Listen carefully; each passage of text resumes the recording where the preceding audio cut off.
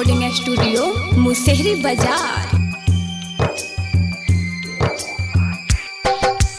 DJ Kanchan Raj, DJ Kanchan Raj, DJ Kanchan Raj, Neem Chowk Chausima Vaishali.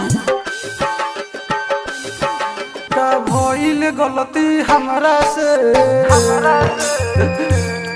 का भइल गलती हमरा से, कुछ न समझ में आवेला। तू चल गइलू गोरी ससुरा में, तू चल गइलू गोरी ससुरा में, याद हमके बहुते रुआवेला। तू चल गइलू गोरी ससुरा में, याद हमके बहुते रुआवेला। का भइल गलती हमरा से,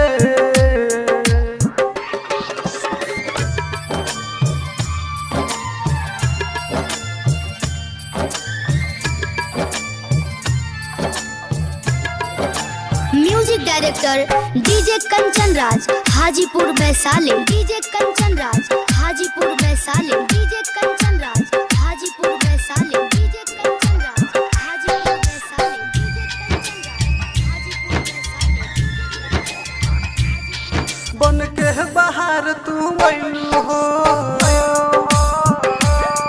तब धोखा काहे कइलू हो। बन के बाहर तू आइलू हो, काहे हमसे धोखा कइलू हो। मिलल जुलल सुन गोरी हो, मिलल जुलल सुन गोरी हो, अब हमके बहुत सतावेला। तू चल गइलू गोरी ससुरा में,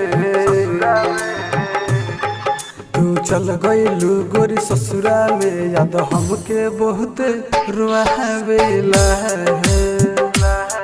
तू चल गइलू गोरी ससुरा में, याद हमके बहुत रुआवेला। का भइल गलती हमरा से, mix by Sakshi recording studio Musehri बाजार।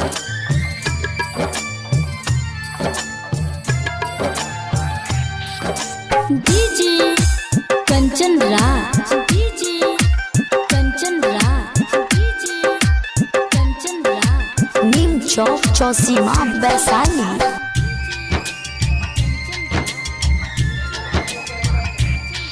तू कह जनबू गोरिया कैसे है, रोज रतिया हमर बीतला है। तू कह जनबू गोरिया कैसे, रोज रतिया हमर बीतला है।